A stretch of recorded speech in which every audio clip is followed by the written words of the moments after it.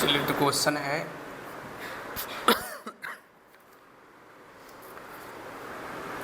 If vector A and vector B are unit vectors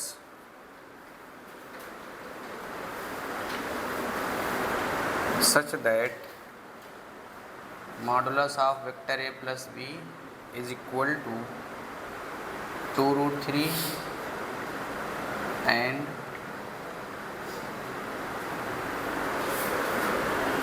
ये हुआ था क्या क्वेश्चन?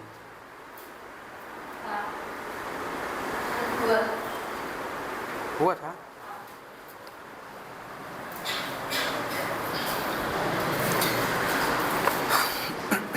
चलिए तो फिर नेक्स्ट पॉइंट है इसमें कंपोनेंट्स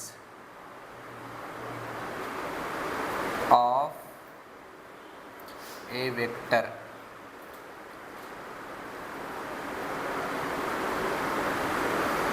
along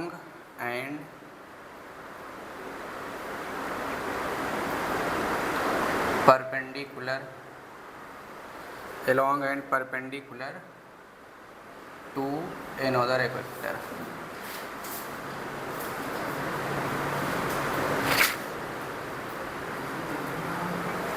ना इसी में एक चीज़ ये बचा हुआ था। और फिर हम लोग अभी पढ़े थे projection of A vector on given vector ना, कि एक दिए गए सदिश का एक दूसरे सदिश पर प्रोजेक्शन क्या होता है, प्रक्षेप। उसी में हम लोग थोड़ा और मॉडिफाई करके, यानी प्रोजेक्शन को हम लोग क्या करें, वेक्टर फॉर्म में निकालें। जैसे हम लोगों ने निकाला था कि वेक्टर ए का वेक्टर बी पर प्रोजेक्शन, यानी projection of vector A on vector B, तो क्या मिला था, vector A dot B mod में बी वेक्टर, जिस पर निकालेंगे ना, तो इस पर हम लोग निकाल रहे हैं। तो ये बना था। तो ये क्या होती है, कौन सी क्वांटिटी, स्केलर ना। लेकिन अगर हमको प्रोजेक्शन जो है वेक्टर क्वांटिटी में निकालना हो तो वो वैल्यू क्या आएगी ना। और एक चीज़, अगर हमको किसी की दिशा में वेक्टर पता करना हो तो क्या करते हैं, उसकी दिशा में यूनिट वेक्टर निकाल लो ना। ये चीज़ आप ध्यान रखिएगा। तो इसी का लॉजिक यूज करके हम लोग इस प्रोजेक्शन वेक्टर ए का वेक्टर बी पर जो निकालेंगे वो वेक्टर के फॉर्म में क्या होगा। तो पहले कंपोनेंट निकालते हैं। Components of A vector along and perpendicular to another vector. एक वेक्टर दिया हुआ है, उस वेक्टर का एक दूसरे वेक्टर पर क्या निकालना है, दूसरे वेक्टर के along वेक्टर निकालना है और फिर उसी पर परपेंडिकुलर। जैसे मान लो कि ये वेक्टर ए दिया हुआ है, अब इसका कंपोनेंट निकालना है, और एक वेक्टर कौन दिया है, ये वेक्टर बी ना। तो अब इस वेक्टर ए का इस वेक्टर बी के अलोंग, मतलब वेक्टर बी के अनुदिश कंपोनेंट निकालना है।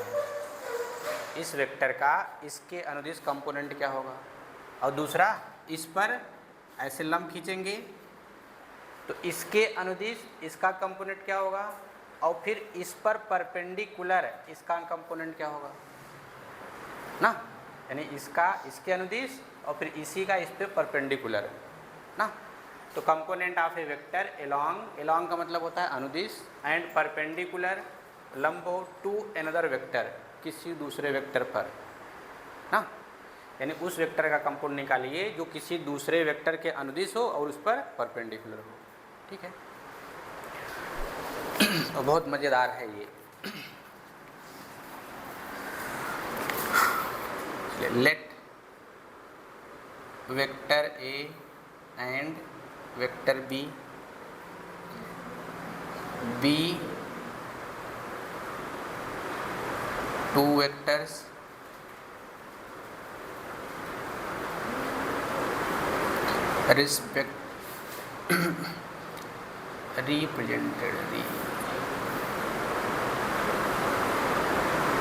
represented by OA vector and O B vector. दो वेक्टर हैं ए और बी, उसको हम लोग ओ ए वेक्टर और ओ बी वेक्टर से रिप्रेजेंट किए हैं। एंड लेट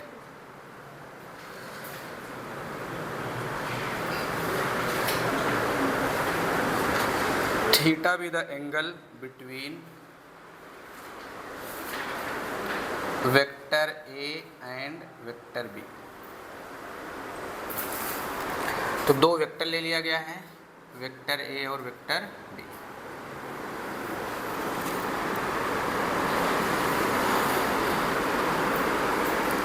ये हो गया ओ ए वेक्टर, तो इसके अलोंग वेक्टर लिया गया ए, और ये है ओ बी, इसके अलोंग लिया गया वेक्टर बी, और इनके बीच का एंगल क्या है, थीटा। यानी दो सदिश वेक्टर ए और वेक्टर बी जो ओ A vector O B vector द्वारा रिप्रेजेंटेड हैं ना, के बीच का एंगल क्या है, थीटा है। अब हम लोग क्या करते हैं, इस वेक्टर बी का इस ओ ए वेक्टर के अलोंग मतलब अनुदिश वेक्टर निकालेंगे जो इसका घटक कहलाएगा। फिर अब इसी का इस पर परपेंडिकुलर हम लोग निकालेंगे जो इस बी वेक्टर का घटक होगा। घटक का मतलब क्या, टुकड़ों में बांटना ना। अच्छा, जब कोई चीज़ टुकड़ों में बढ़ता है तो उसकी वैल्यू क्या होगी, कम या ज़्यादा, कम हो जाएगी, ज़्यादा हो जाएगी कम हो जाएगी ना। जैसे मान लीजिए हमारे पास किताब ही है, काश इसको बांट दो ना, पेज पेज बांट दीजिए तो पहले की तुलना कम हो जाएंगे, है ना। लेकिन जब जोड़ेंगे तो फिर से आपको वही मिल जाएगा, ठीक है। तो कंपोनेंट का मतलब ये है। चलिए, तो अब हम लोग क्या करते हैं, यहाँ से परपेंडिकुलर खींचते हैं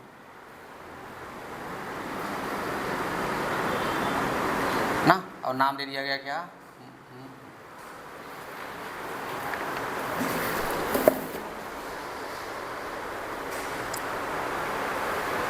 तो अब ओ बी वेक्टर क्या निकलेगा, ध्यान दे, ओ बी वेक्टर का हमको कंपोनेंट निकालना है ओ ए वेक्टर के अनुदिश, ठीक है।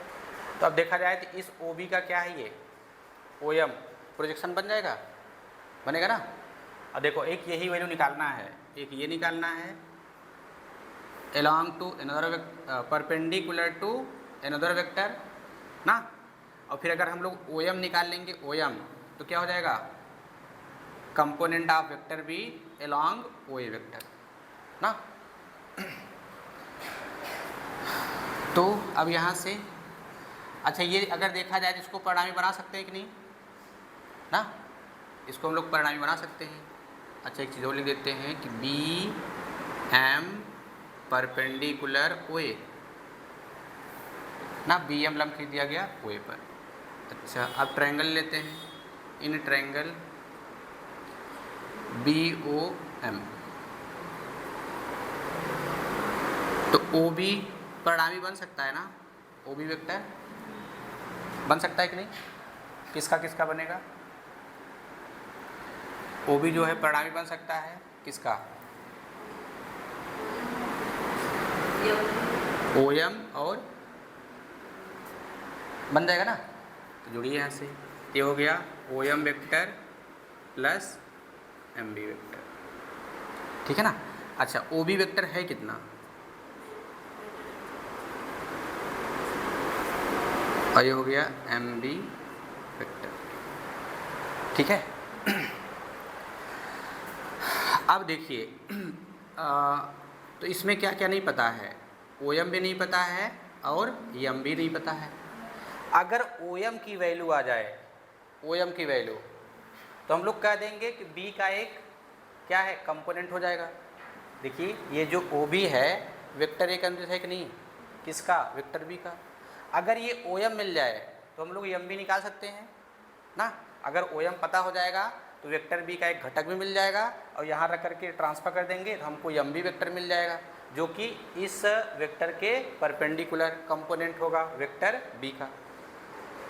आया समझ में, यानी हमको ये निकालना है इस वेक्टर के परपेंडिकुलर, और फिर इसका कंपोनेंट निकालना है इसी के अकॉर्डिंग, इसी के अलोंग ओ एम।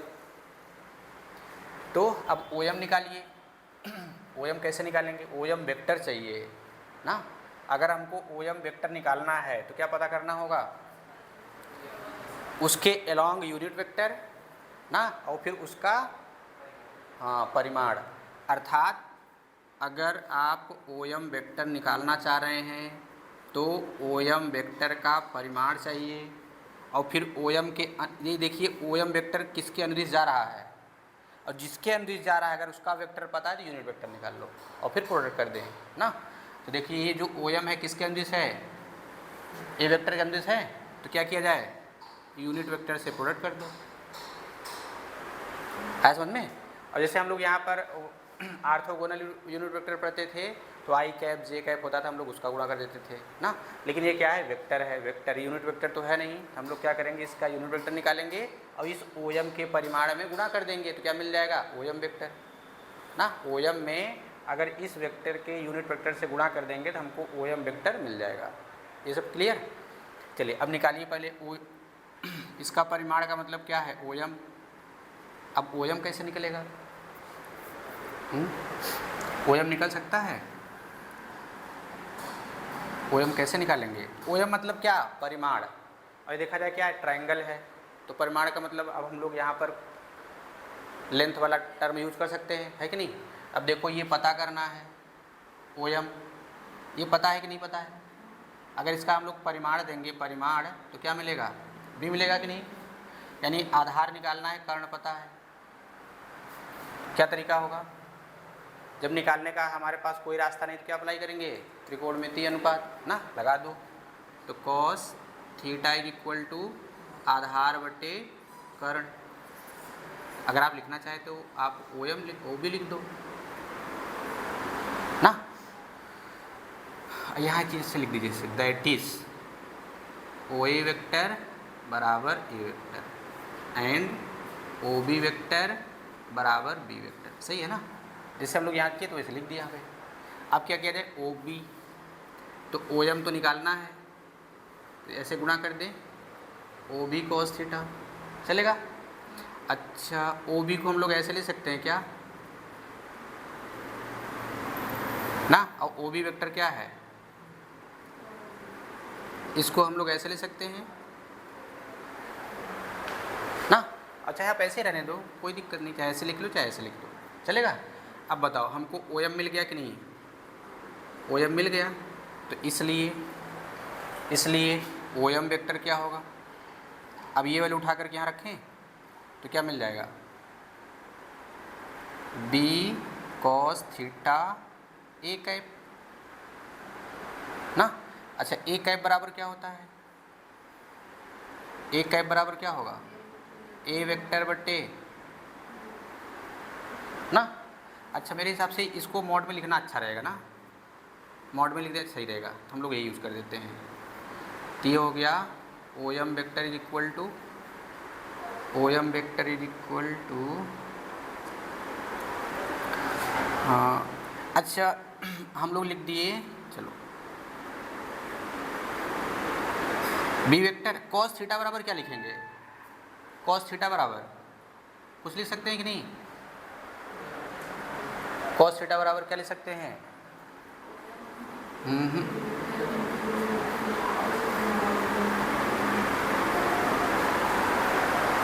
है कि नहीं। अच्छा यहाँ पर हम लोग ये लिख दिए, ए वेक्टर बट्टे मॉड ऑफ ए वेक्टर, सही है, कैंसिल, तो क्या आ गया, क्या मिल गया यहाँ से, वेक्टर ए डॉट बी। अच्छा इसका इसमें गुणा कर सकते हैं कि नहीं, तो क्या मिल जाएगा, होल स्क्वायर। अच्छा ये बताओ कौन सी क्वांटिटी है, इतना केवल स्केलर होगा, डॉट प्रोडक्ट स्केलर होता है, ये भी स्केलर है। अब ये पूरा स्केलर है, ये मैं ऐसे लिख दिया, और बाहर देखो ये बचा है, ये इंटू पिंटू वाला नहीं है, ठीक है ना, डॉट प्रोडक्ट नहीं है, सिंपल है, ये बाहर ऐसे लगा देंगे। अब क्या बन गया ये, अब क्या बना ना, आज समझ में। तो बताओ ओ एम हम कौन सा पा गए, ये ना, किसका कंपोनेंट निकाला आपने, वेक्टर बी का। तो इस वेक्टर बी का दूसरे वेक्टर ए वेक्टर की दिशा में कंपोनेंट ना, तो जिसकी दिशा में निकालेंगे या जिस पर निकालेंगे, प्रोजेक्शन जिस पर निकालते थे उसी के मॉड से भाग देते थे, याद है तो देखो कुछ वैसे मिलता जुलता नहीं है ना, ए डॉट बी मॉड ए से डिवाइड कर दीजिए। अब यही चीज़ आपको याद रखना है, स्क्वायर रहेगा बाहर ए वेक्टर रहेगा ना। अगर प्रोजेक्शन निकालेंगे हम लोग वेक्टर ए पर तो क्या लिखेंगे, वेक्टर ए डॉट बी बट्टे मॉड ए, हो गया। अब क्या कर देना, स्क्वायर और फिर यहाँ बाहर लगा दीजिए ऐसे। अब कुछ तो याद करना ही पड़ेगा ना। तो इसे हम लोग क्या बोल देंगे कि component of vector B, component of vector B along another vector A ना। तो हम लोग कह देंगे इसलिए the component of vector B along the vector A is equal to ना, अब ये लिख दीजिए vector A dot B upon mod of vector A का स्क्वायर, और ये इनटू नहीं है, सिंपल गुणा है। मतलब जैसे मान लीजिए 5 आ गया तो 5 ए वेक्टर बन जाएगा, 2 आ गया 2 ए वेक्टर बन जाएगा। और ये कैसी है, वेक्टर क्वांटिटी।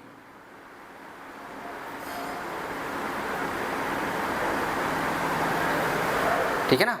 तो किसी वेक्टर का किसी अन्य वेक्टर के अलोंग अगर हम कंपोनेंट निकालेंगे तो क्या होता है, एक वेक्टर क्वांटिटी होती है ना। ऑब्जेक्टिव क्वेश्चन में ऐसे भी पूछ सकता है, ये वाला ना दे करके। अब यहाँ देखो फार्मूले में क्या क्या किस किस रूप में दे सकता है, कॉस थीटा में भी दे सकता है, ठीक है ना। यहाँ फार्मूले में कॉस थीटा भी बना सकता है, ऐसे भी दे सकता है, या फिर ऐसे कहाँ गया, एक कैप के रूप में दे सकता है। एक हम लोग यहाँ से उठा लें ना, ऐसे रुकिए, इसी को हम लोग दूसरे फार्मूले लिखते हैं, vector A dot B upon mod A ना, ये ऐसे, ठीक है, ऐसे भी दे सकता है। ये हो गया, ये हो गया, या फिर कॉस थीटा में हो गया ना।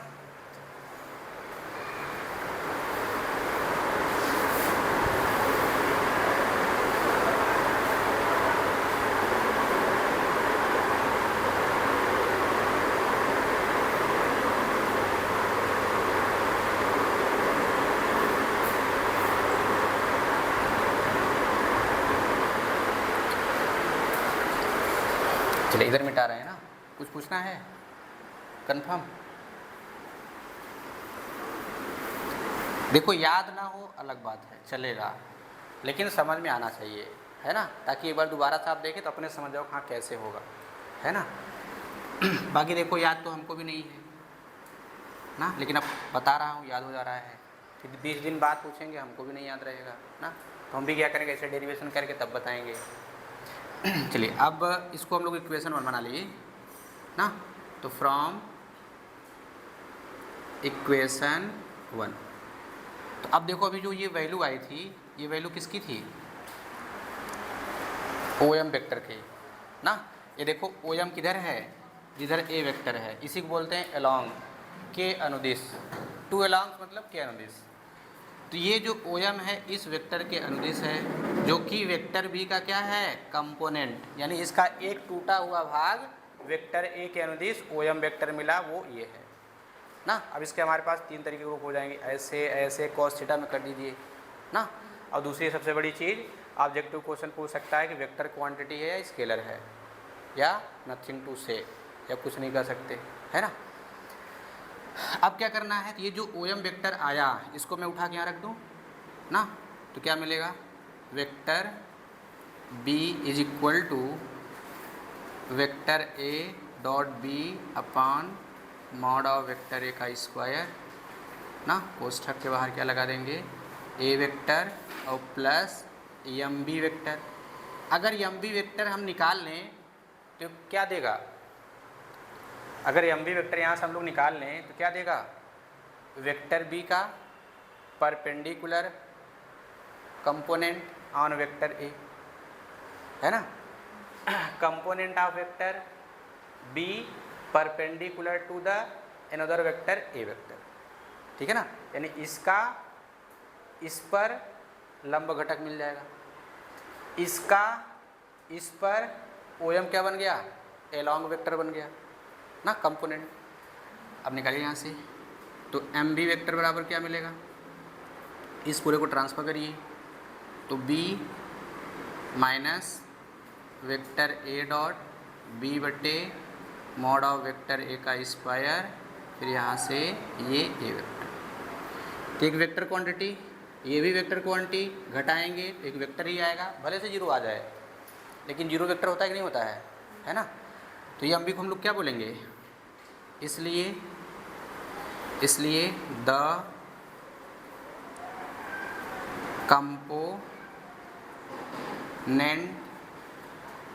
component vector B, the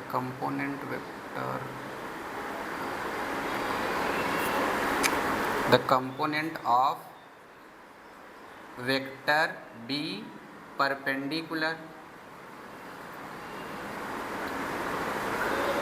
perpendicular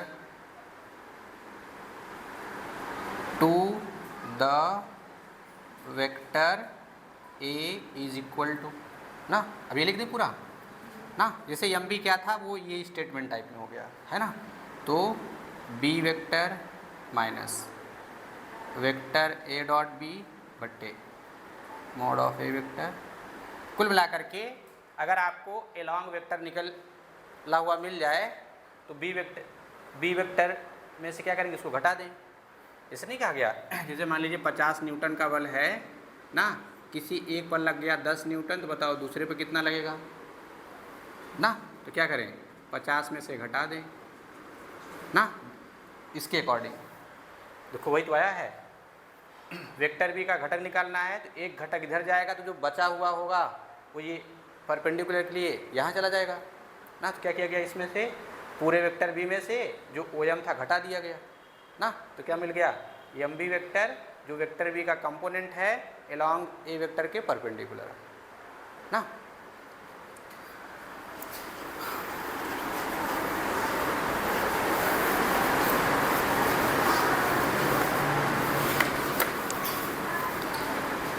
अब इसी में हम लोग थोड़ा रिजल्ट के रूप में एक बार फिर देख लेते हैं। Number 1,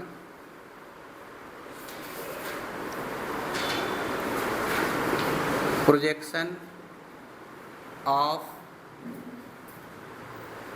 vector A, projection vector of A vector on vector B ना। कुछ उल्टा लिख रहा हूँ क्या, इसके अकॉर्डिंग लिख रहे हैं ना, चलो इसलिए ना। प्रोजेक्शन वेक्टर, अब इसके पहले क्या कहते थे, projection of vector B on vector A, projection of vector B on vector A. हमको फार्मूला मिल गया था वेक्टर ए डॉट बी बट्टे मॉड ऑफ ए ना। लेकिन कब, जब प्रोजेक्शन केवल निकाल रहे थे, projection of vector B on A ना। लेकिन अब यहाँ क्या है, प्रोजेक्शन वेक्टर, यानी आप प्रोजेक्शन निकालिए लेकिन वो वेक्टर हो, किस पर, ए वेक्टर पर। तो ए वेक्टर पर कहिए या एलॉन्ग टू ए कहिए, बात एक हुई। जैसे मैं कह दूँ कि इसका प्रोजेक्शन ए वेक्टर पर निकालिए, ए वेक्टर पर निकालिए, तो हम लोग ये भी कर सकते हैं ना, एलॉन्ग टू ए, सही बात है। अच्छा, जिसके एलॉन्ग निकालेंगे, जिसके एलॉन्ग हम वेक्टर निकालेंगे ना, उस वेक्टर के यूनिट वेक्टर से प्रोडक्ट कर दीजिए, है ना, समझिए कि नहीं। तो अब बनाइए यहाँ से, तो प्रोजेक्शन क्या होगा, बी का ए पर वेक्टर ए डॉट बी बट्टे, है ना। तो वेक्टर बी का ए पर निकाल रहे हैं,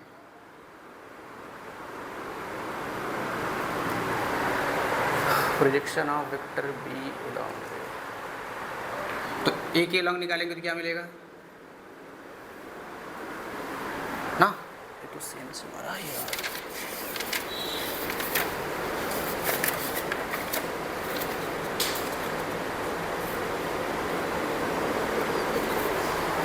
ठीक है, तो अगर देखा जाए तो अभी जो हम लोग वैल्यू निकाले थे कंपोनेंट वाला वही है कि नहीं है ना, एकदम वही चीज़ है।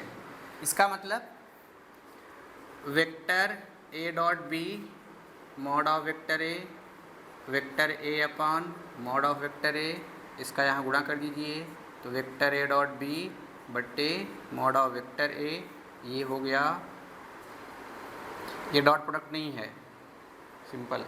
हाँ, तो हम लोग यहाँ क्या ले सकते हैं, यहाँ हम लोग क्या ले सकते हैं, the component of vector B, the component of vector B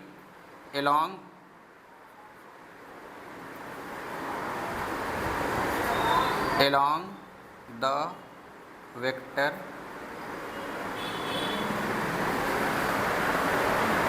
ना, हम तो ये निकाले ना, तो वेक्टर बी का कंपोनेंट किसके अलॉन्ग, ए वेक्टर के, यही तो आया था। मतलब projection vector of B on A is equal to the component of vector B along the vector A, दोनों सेम होंगे ना।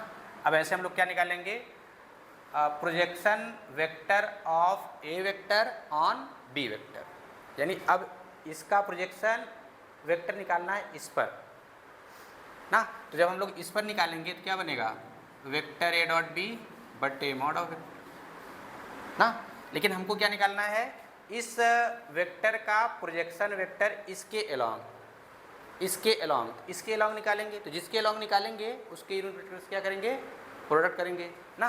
तो क्या मिलेगा, फिर से हम लोग इसको लिखेंगे तो क्या बन जाएगा ना, यानी फिर ऐसे।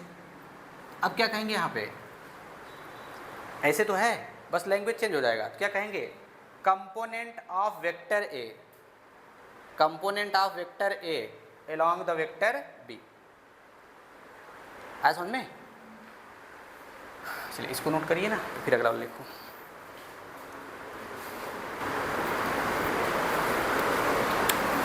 इसे मिटाया,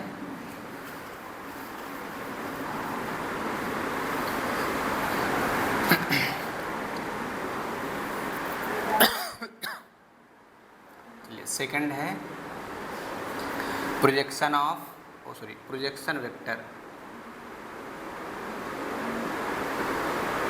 वेक्टर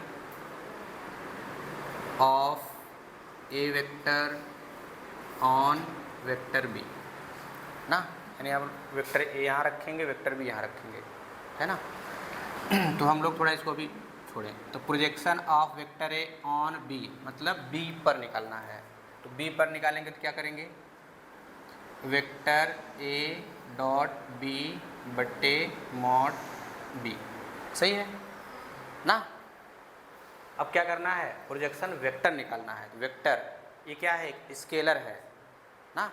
स्केलर का मतलब क्या है कि इतने परिमाण का हमको वेक्टर चाहिए। अगर इतने परिमाण का वेक्टर चाहिए तो जिसके अलॉन्ग निकालना है ना, उसका यूनिट वेक्टर निकाल के प्रोडक्ट कर दीजिए ना।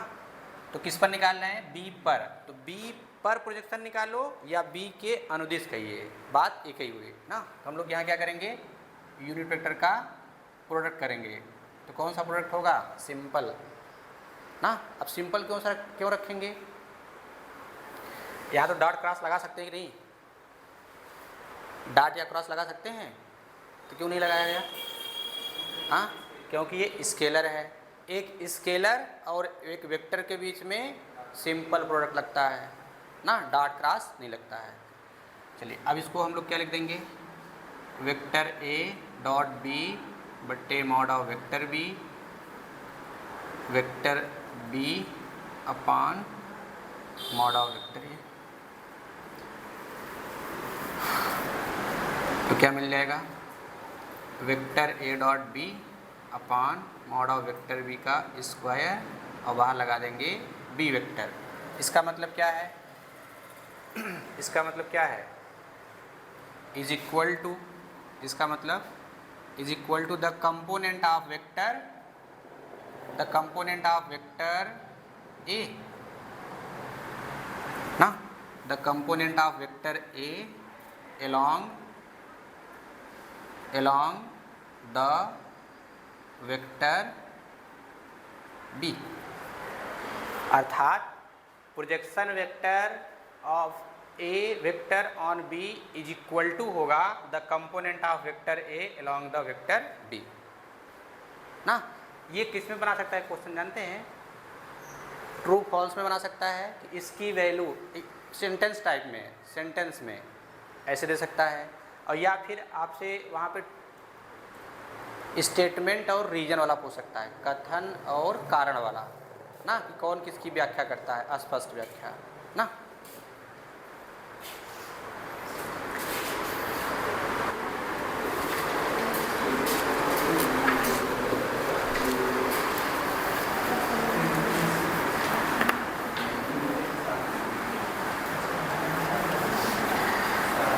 अब यहाँ से आपका स्केलर प्रोडक्ट का, scalar product of two vector क्या होते हैं, उनकी प्रॉपर्टी क्या होती है, उनसे रिलेटेड प्रोजेक्शन क्या होते थे एक वेक्टर से दूसरे वेक्टर पर, कंपोनेंट क्या होते थे ना, अलोंग एंड परपेंडिकुलर ना। ये आपका थ्योरी पार्ट इससे रिलेटेड ख़त्म हो गया। अभी और भी है, लेकिन जब हम लोग पढ़ेंगे स्केलर ट्रिपल प्रोडक्ट वगैरह, डॉट प्रोडक्ट ना, अदिश त्रिगुणन और सदिश त्रिगुणन, तभी 2 का पढ़ें, फिर 3 का पढ़ेंगे, फिर 4 का पढ़ेंगे। जब 4 का पढ़ लेंगे एकदम स्टैंडर्ड हो जाएगा। चलिए इस पर हम लोग क्वेश्चन करते हैं। For any vector are vector dot I cap plus are vector dot J cap j plus are vector dot के कैप इज इक्वल टू ना। ये इम्पोर्टेंट क्वेश्चन है। ऑप्शन ए है आर वेक्टर, ऑप्शन बी है 2r vector, option C है 3r vector, option D है 0 vector ना, है कि नहीं। जब इसने क्या दिया है फॉर एनी वेक्टर आर, तो कोई वेक्टर ले सकते हैं, तो 0 भी ले सकते हैं, तो 0 लेंगे क्या ही मतलब निकलेगा, है ना। तो हम लोग क्या करेंगे ऐसी स्थितियों में जनरल लेंगे, कौन सा, एक्स आई प्लस वाई जे प्लस जेड के ना। तो लेट आर वेक्टर, ये सब एलटी टाइप, एलटी वाले में क्वेश्चन हो सकते हैं। तो ये हो गया आपका एक्स आई प्लस वाई जे प्लस जेड के कैप। देखो हम केवल एक्स वाई जेड माने हैं, या तो इसकी वैल्यू निकल जाए या तो कट जाए। तो अब देखिए ये तो R vector dot J vector ना, तो R vector dot sorry I cap, यहाँ बाहर क्या लगाएंगे I cap plus are vector J cap plus, ये सिंपल गुणा है ना, डॉट क्रॉस कुछ नहीं लगाना है, ये हो गया। अब बाकी हम लोग डॉट प्रोडक्ट अच्छे तरीके जानते हैं, कैसे गुणा करते थे, सेम का सेम से, बाकी से गुणा नहीं करना है। अब देखिए जब हम लोग इसको रखेंगे पूरा यही रखेंगे, तो आई वाले गुणा केवल आई वाले से करिए यहाँ, तो क्या दे देगा 1 हो जाएगा, तो बचेगा क्या यक्स, तो इसकी वैल्यू क्या आ गई यक्स आएगा ना। दिक्कत है आप लिख करके यहाँ तब करिएगा ना, ठीक है।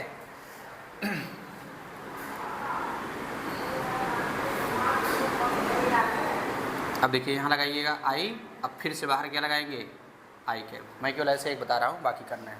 अब देखिए आई का प्रोडक्ट हम लोग इससे करेंगे, तो आई डॉट आई 1 होता है, तो वैल्यू क्या मिल जाएगी यक्स।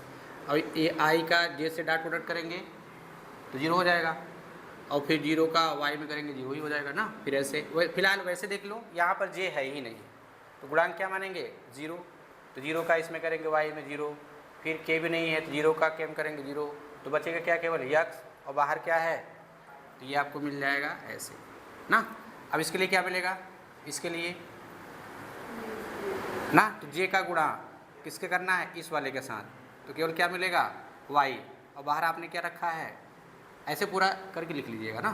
फिर क्या मिलेगा इसके लिए क्या मिल जाएगा के, तो बाहर क्या है फिर से देखो कौन आ गया ना, ये तो पूरा फिर से वही आ गया है ना। तो ऑप्शन आया समझ में।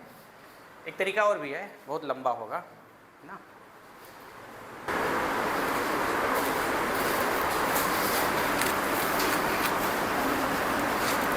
देखो जब कभी नया क्वेश्चन मिला करें ना तो आप ऐसे स्टेप टू स्टेप करिएगा ना। अब से मान लो आपको पता है इसमें तो हो जाए, लेकिन अगर आप पहली बार क्वेश्चन देख रहे हैं तो हमेशा स्टेप टू स्टेप किया करिए ना, भले से आपको आता रहे वो अलग चीज़ है।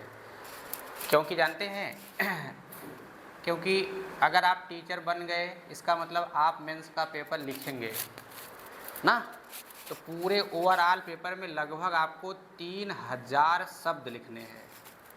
3000 शब्द। जैसे हम लोग ऐसे लिख दिए एक शब्द हो गया, तो मैथ में हमको लगता है ऐसे मान लो 2 लिख दिए। मैथ वाला काउंटिंग नहीं पता है शब्द कैसे करते हैं, लेकिन जहाँ तक है कि 1 माना जाएगा। अगर मैं लिख दूँ 3004 नहीं वो पॉइंट वगैरह नहीं जाएंगे ना। अब जैसे ये 3004, अब इसे कह देंगे ये 2 शब्द नहीं, ये 1 माने जाएंगे। है समझ में। तो जब प्लस प्लस करके होंगे ना, जैसे हम पदों को गिनते हैं ना वैसे गिनना होगा। तो आपको अरे वही प्लस माइनस नहीं गिनना है ना। आज समझ में। अब तब तो इसी बताओ कट हो गए 2 1 3 नहीं, शब्द कहा है ना, शब्द। ये नहीं कहा उसने लाइन पूर्ण विराम कामा आमा सामा ये सब नहीं, शब्द बोला है। मतलब लाइन सीखने के बाद इकट्ठा जो बना वो शब्द है ना। तब ये बताओ, ये भी तो फिर क ख ग घ अंग ये सब गिनते हैं, क्या कहते हैं हम लोग 36, ये होता है ना। ये कितने हो गए 36 अक्षर हैं। ऐसे और मिलाएंगे तो स्वर और व्यंजन मिला करके। तो ऐसे आपको पूरे मैथ्स में या आप कह दो चाहे जो भी सब्जेक्ट हो, लगभग चाहे जो ओवरऑल सब्जेक्ट मेंस में 3000 शब्द लिखने हैं। टाइम कितना रहेगा 3 घंटे। अब 3 घंटे का मतलब क्या, 3 घंटा 180 मिनट, 18 छक्का 108, ये 10,800 सेकेंड ना। भाग करिए 3000 से 3 त्रिक्का 9, 33 दिया ना, 34 ही मान लो। गड़बड़ जा रहा है क्या, मतलब 3 पॉइंट इतना मिलेगा। एक शब्द लिखने में इतना सेकंड, मतलब पेन लिखो खट से लिखा जाए। कहने का मतलब आपको जितना तेज आता है ना उससे कहीं ज़्यादा आपके लिखने में स्पीड भी हो। है समझ में। मतलब एक शब्द लिखने में आपको 3.4 सेकंड मिलेगा ना। जैसे 2 लिखेंगे है ना, अब इसमें सेकंड लग गया। मान लो 1 आ गया, ये तो जल्दी हो गए, लेकिन कुछ ऐसे मिल जाएंगे। ऐसे मान लो आ गया कि A B cos थीटा, अब 3 सेकंड में होगा नहीं होगा, 4-5 सेकंड चले जाएंगे। समझ गए कि नहीं। तो आपको मेंस में लगभग 3000 शब्द लिखने हैं। अब एक शब्द लिखने के पीछे कितने सेकंड मिलेंगे, लगभग 3 सेकंड, लगभग 3.5 सेकंड या 3 प्लस में। तो आपको क्वेश्चन आने के साथ साथ आपके पेन की स्पीड भी अच्छी खासी हो, तब जाकर के आप 3 घंटे में 3000 लिख पाएंगे। तो इसीलिए कहते हैं ना, तो ये आप कैसे लिखें, जब शॉर्टकट कर देंगे तो शब्द कम नहीं हो जाएगा ना। इसलिए स्टेप टू स्टेप करना है। नेक्स्ट क्वेश्चन है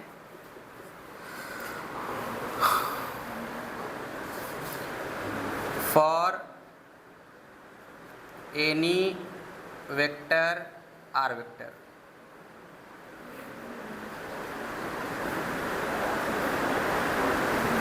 are vector dot I cap whole square plus are vector dot J cap whole square R vector dot के cap whole square is equal to. तो ऑप्शन ए है 1, B है mod of R vector, C है are vector, D है mod of R vector का square ना। इसमें फिर से वही काम ना, हम लोग लेट कर लेंगे। R vector is equal to X I Y J Z K cap. अब देखिए सब में मॉड मॉड लगा हुआ है ना तो अब यहाँ से क्या होगा, इसलिए आर वेक्टर डॉट आई कैप का whole square, R vector dot जे कैप का whole square, R vector dot के कैप का होल स्क्वायर बराबर, देखो डायरेक्ट गुणा करना है केवल आई का आई के साथ, तो आई का कोफिशिएंट जो होगा वही आएगा, स्क्वायर हो जाएगा। फिर जे है ना, अब इसमें जो जे का कोफिशिएंट होगा वही आएगा, तो क्या है वाई, स्क्वायर लगा देंगे, वाई स्क्वायर, तो क्या आ गया जेड स्क्वायर। बताइए इसको क्या लिख सकते हैं, करड़ी में X square Y square Z square का होल स्क्वायर ना, इसको क्या कहेंगे मॉड आर का, है ना। This implies that mod of R vector is equal to, करड़ी में गड़बड़ सड़बड़ चला है क्या, सही है ना, तो हो गया X square Y square Z square ना, ऑप्शन गड़बड़ है, सही है ना। देखो मिस्टेक हो सकता है कंफ्यूज वाला, है कि नहीं।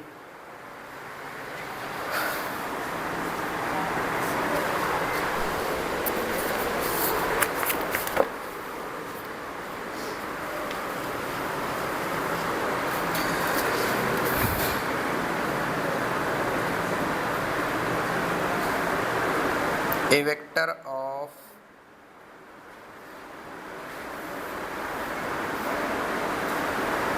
magnitude 4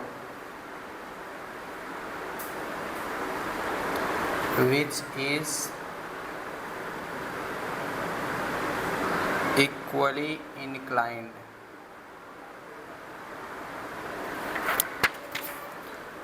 to the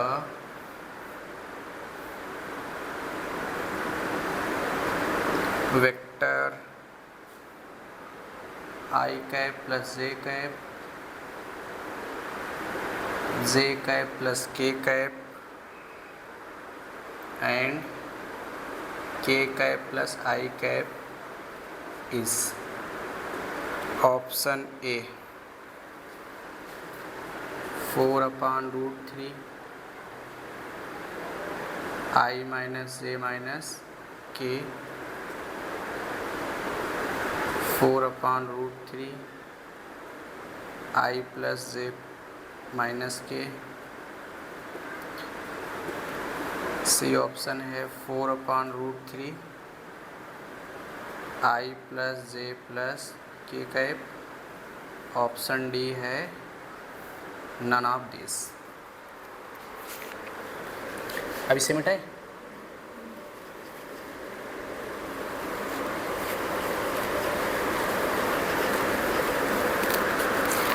चलिए इसे ट्राई करिए।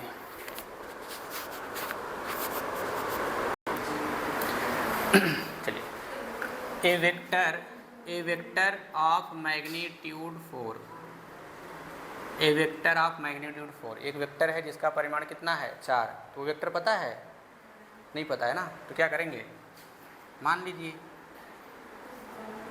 तो लेट आर वेक्टर ले लो, फिर से वही जैसे हम लोग बिंदु निकालने के लिए मानते थे चर में x, y मानते थे कि नहीं, बिंदु पद के लिए h, k, ऐसे हम लोग यहाँ मानेंगे वेक्टर, तो x i y j Z के फॉर्म में। अब इसका मैग्नीट्यूड कितना है,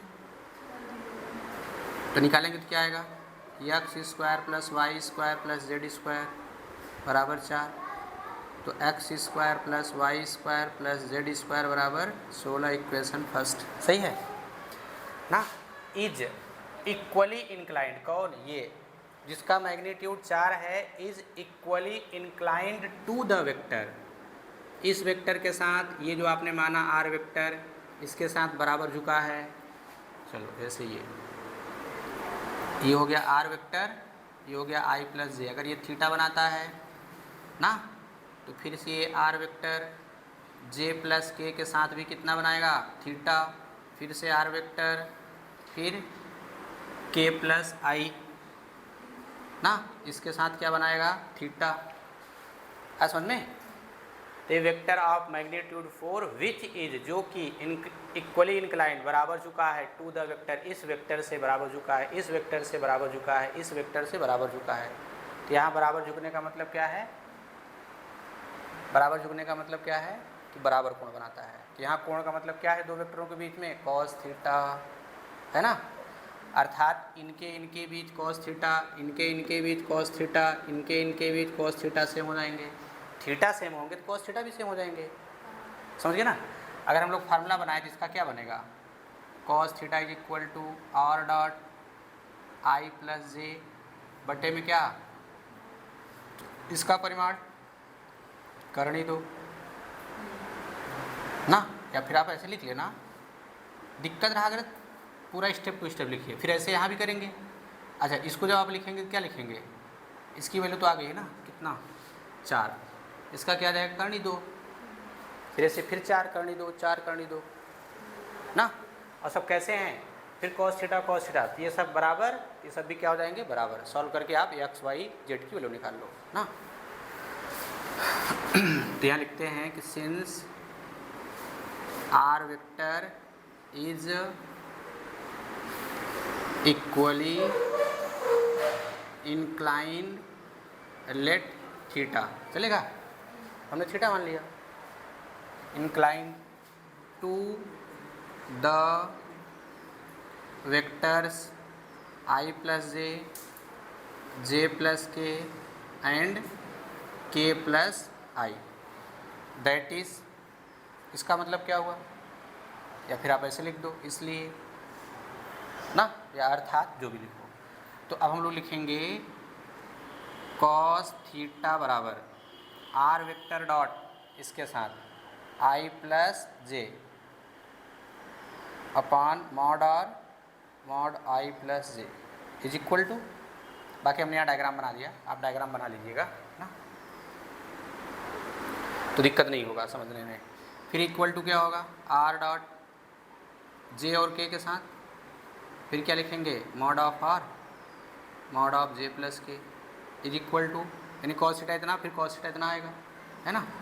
फिर आर डॉट इसके साथ, यानी यहाँ तो के कैप प्लस आई कैप बट्टे मॉड ऑफ आर वेक्टर बट्टे के कैप प्लस आई कैप। तो अब यहाँ देखिए आर है, आर, और यहाँ क्या है? आई प्लस। तो हम लोग यहाँ जब लिखेंगे आर की वैल्यू तो x I Y J Z के लिखेंगे। प्रोडक्ट किससे करना है? आई और जे वाले से। तो आई के साथ एक्स, जे के साथ वाई, यहाँ गुणांक क्या है? 1। तो आपको क्या मिलेगा? एक्स प्लस वाई बट्टे ये हो जाएगा 4, ये हो जाएगा करनी 2, वाई प्लस जेड आएगा, आएगा नहीं? वाई जेड करके गुणा करेंगे, कन्फर्म है ना। फिर यहाँ क्या मिलेगा? फिर ऐसे जेड प्लस एक्स, फिर से 4 करनी में, है ना। अब ये इक्वल तो है, लेकिन कितना इक्वल है नहीं पता, तो हम लोग क्या मान लेते हैं? 1 मानेंगे। 1 भी मान लें, कोई दिक्कत नहीं है ना। 1 मान लेंगे तब भी कोई प्रॉब्लम नहीं है, कैलकुलेशन सिंपल हो जाएगा बस। अब ध्यान दे, यम माने तो पहले यम निकालना, जब यम वगैरह आ जाएगा तो बाकी सब निकल जाएंगे, जब बाकी सब निकल जाएंगे तो एक्स वाई जेड आ जाएगा, उठा के यहाँ रख देना है। कुल मिला करके आपका टारगेट क्या है? एक्स वाई जेड ना।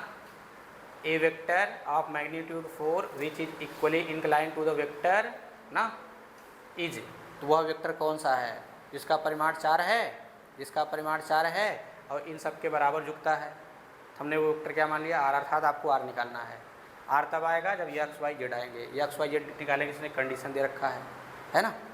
तो कितनी अज्ञात राशियाँ हैं? एक्स वाई जेड 3 हैं, तो कम से कम 3 समीकरण बन जाए, है ना। अब बाकी देखते हैं कितना बनता है। अब हम लोग क्या करेंगे? इसको इसके इक्वल करेंगे, तो क्या मिलेगा? एक्स प्लस वाई बराबर 4√2m, फिर ऐसे y प्लस जेड बराबर 4√2m ना, z प्लस एक्स बराबर 4√2m। कुछ फ़ायदा वायदा होगा?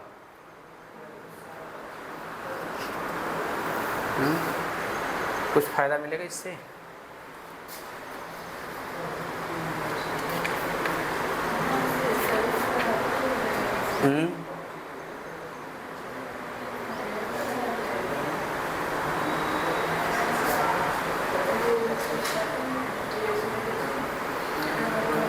कुछ फ़ायदा होगा। और वैसे आप चाहें तो ये सब बराबर है, यही रख दें। अच्छा चलो सबको जोड़ दो, जोड़िए, जोड़ दें तो क्या मिलेगा, मिलेगा ना डबल डबल। ये कितना हो गया, 4×3 12√2m³ m। तो x plus Y plus Z बराबर कितना, 6√2m हो गया। अच्छा देखो ये पूरा मिल गया ना, इसको हम लोग बना लेते हैं 2, इसको 3, इसको 4 और ऐड कर दिए ना। चलो एडिंग 1 2 एंड 3 ये मिल गया। इसको समीकरण 5 बना लें। अब क्या करें, 1 5 हल कर दें, जेड आ जाएगा ना। 3 और 5 हल कर दें, यक्स आ जाएगा। 4 और 5 हल कर दें, वाई आ जाएगा। आ जाएगा कि नहीं। चलो तो पहले यक्स निकालते हैं। तो पहले 4 और 5 हल करिए, 4 एंड 5। इसकी वैल्यू ये यहाँ रखेंगे, उधर जाकर घट जाएगा तो क्या मिलेगा, y इक्वल टू 2√2m है कि नहीं। अब उसके बाद हम लोग इसको इक्वल करते हैं, कोई भी हल कर लेना ना, तो क्या मिलेगा, ये वाई जेड यानी 3 एंड 5। तो y प्लस जेड को यहाँ रखेंगे तो 4 घटेगा, तो फिर से कितना आएगा, यक्स की वैल्यू ना, फिर से 2√2m मिलेगा कि नहीं। अच्छा सब जब इक्वल हैं तो वही आएंगे, तो जेड बराबर ही आ जाएगा वही, कौन, इक्वेशन 2 एंड 5। तो जेड बराबर क्या आ गया, 2√2m। लेकिन ध्यान रहे आपने यह माना है, माना है कि नहीं। हाँ 4 5 हल करेंगे, इसमें एक y यहाँ से 2y हो जाएगा, 6 में 4 गए 2 हो जाएगा, तो 6 में 4 जाएगा 2, तो फिर 2 कहाँ कटा रहे हैं आप। देखिए जेड प्लस एक्स है, हम लोग यहाँ रखेंगे जेड प्लस एक्स की वैल्यू कितना, 4√2। इधर ट्रांसफ़र करेंगे तो 6 में से घटाएंगे तो 2 ही आएगा ना। अब y तो हटा नहीं, तो फिर से देखो एक्स वाई जेड उठा के यहाँ रखें ना, फ्रॉम इक्वेशन 1 तो रख दीजिए पूरी वैल्यू यहाँ पे। वर्क करेंगे तो 8m² 8m² बराबर 16। तो m² बराबर 8×3 = 24 हो गया ये। तो m² बराबर 16/24 ना, सही है। अब कितना होगा, 8 दूनी 16 8 तिरिक 24 ना, 8 दूनी 16 8 तिरिक 24। तो यम बराबर क्या लेंगे, प्लस माइनस दोनों मिलेगा ना, तो क्या लेना है,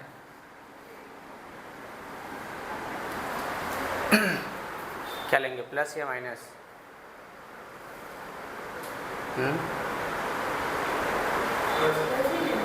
प्लस क्यों लेंगे,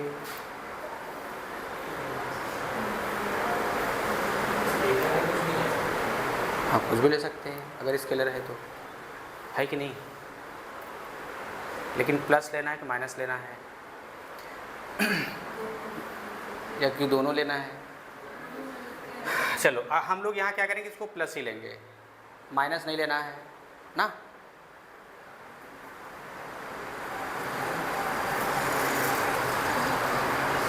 समझ आया कि नहीं। लेकिन अच्छा माइनस भी हो सकता है, माइनस भी मिल जाएगा। अच्छा यम की वैल्यू आ गई ना, तो एक्स वाई जेड की वैल्यू क्या आएगी, चलिए एक्स वाई जेड की वैल्यू रख दीजिए।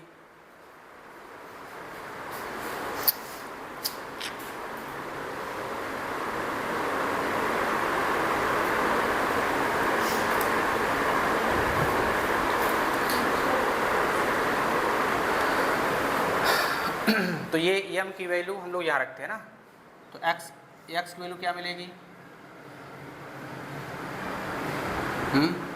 प्लस माइनस यहाँ रखना है, यहाँ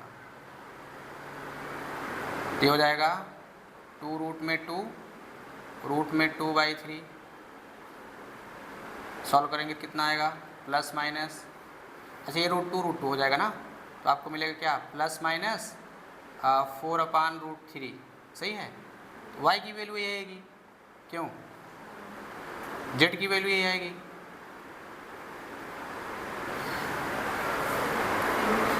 है ना, हम लोग इसको क्या लिख देंगे, √2/√3, तो √2 का √2 में गुणा करेंगे 2 आएगा, 4 हो जाएगा बटे रूट ना। तो ये x y z आ गए। अब क्या करना है, चलिए इधर आ जाइए ना, चलिए इसके बाद यहाँ आइए। तो r वेक्टर क्या आएगा, r वेक्टर बराबर, तो plus minus 4/√3 i cap plus minus 4/√3 j cap plus minus 4/√3 k cap. तो क्या करें, प्लस माइनस 4 क्या मिलेगा, i plus j plus k मिलेंगे ना।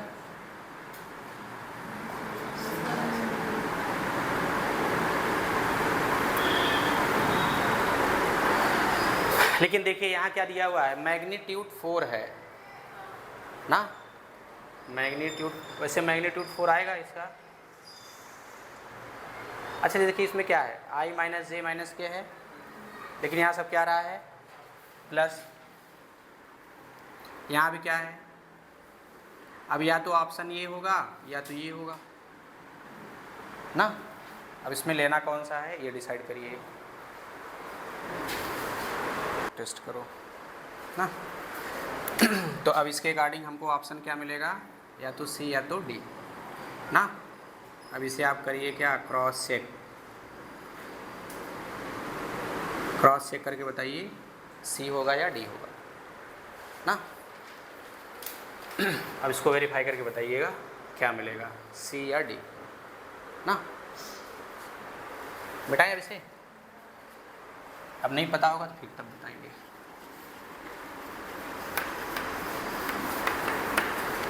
अब बाकी यहाँ कैलकुलेशन आप अपने तरीके से कर सकते हैं ना, ठीक है।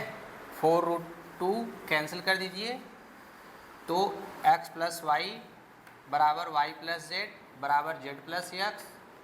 फिर इन सबको आपस में बराबर करेंगे तो x बराबर y बराबर z आएगा, फिर y z जगह क्या रख देंगे, x, तो आपको मिलेगा x² plus x² plus x² बराबर 16।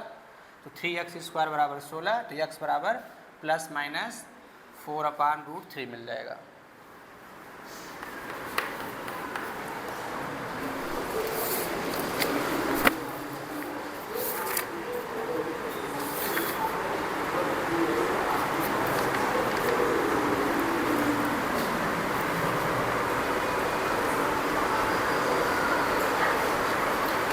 इसी में रिजल्ट के रूप में लिख लीजिएगा। रिजल्ट में number 1 vector a dot be greater than 0 ना, if and only if theta is acute angle ना। सेकंड है vector a dot be less than 0 if and only if theta is obtuse angle. इसको आप कहाँ लिखिए पता है, जहाँ आप शुरू में डेफिनेशन लिखे थे ना, वहीं लिख लीजिए।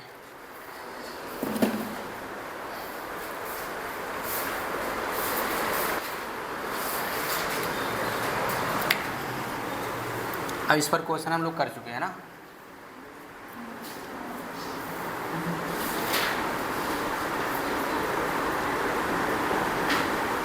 Application of scalar product.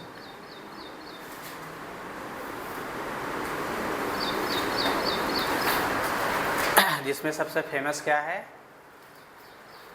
Work. कार्य क्या होता है, एक अदिश राशि है ना। तो सबसे फेमस इस एप्लीकेशन में यही है। तो कार्य क्या है, एक अदिश राशि है। फार्मूला क्या था, बल गुणे विस्थापन ठीक है। तो अब हम लोग इसी का एप्लीकेशन देखेंगे, फार्मूला क्या बनाएगा।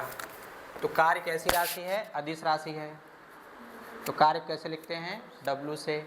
बल कैसी राशि है, सदिश राशि है। विस्थापन कैसी राशि है, सदिश राशि है, तो वेक्टर लगा सकते हैं। और कार्य अदिश राशि है, कार्य अदिश राशि है, और बल सदिश, विस्थापन सदिश, यानी दो सदिश का प्रोडक्ट, दो सदिश राशियों का प्रोडक्ट अगर अदिश राशि आ रहा है तो बताओ वो दोनों सदिश का प्रोडक्ट किस प्रकार का होगा, डॉट प्रोडक्ट ना। है समझ में।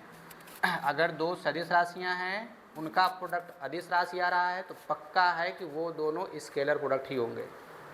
ठीक है, यानी फार्मूला क्या बन गया, W बराबर वेक्टर एफ डॉट डी ना। तो कुल मिलाकर के किसी पॉइंट पार्टिकल पर, मान लीजिए एक पार्टिकल है जो पॉइंट O पर रखा हुआ है, अब इस पर बल जो लगाया गया वो F है, नाम दे देते हैं OB, OB के अनुदिश। और फिर जो कण का विस्थापन होता है, कण का जो विस्थापन है वह OA के अनुदिश हो रहा है ना। ठीक है, और इनके बीच में कुछ झुकाव होगा कि नहीं होगा। जैसे गेहूँ बुआई वगैरह करते हैं, खेत क्या होता है ऊबड़ खाबड़ हो जाता है, क्या करते हैं हेंगा लेकर खींचते हैं ना, रस्सी बांध करके। तो क्या होता है, हम लोग बल ऐसे लगा खींचते हैं तो हेंगा किधर आता है, हम लोगों के पास साइड में आता है। तो वही है, हम लोग क्या किए, फोर्स उस पर लगाए और लगा करके इसको ऐसे खींच रहे हैं, तो वस्तु का विस्थापन किधर होगा, इधर। इधर ले जाने वाला कौन होगा, कार्य का परिभाषा क्या था, किसी पिंड पर बल लगाकर पिंड को बल की दिशा में विस्थापित करना ना। यानी बल गुणे, इधर देखिए, बल गुणे बल की दिशा में विस्थापन, बल गुणे बल की दिशा में विस्थापन, यानी जिधर विस्थापन हो उधर बल कितना है, उन्हीं का प्रोडक्ट क्या होगा, कार्य ना। लेकिन बल तो हम लोग इधर लगा रहे हैं, विस्थापन इधर हो रहा है, यानी हम लोग ऐसे खींचते हैं लेकिन पाटा ऐसे आता है ना। इसका मतलब उस पाटे को हमारी तरफ जो ला रहा है कोई फोर्स होगा ना।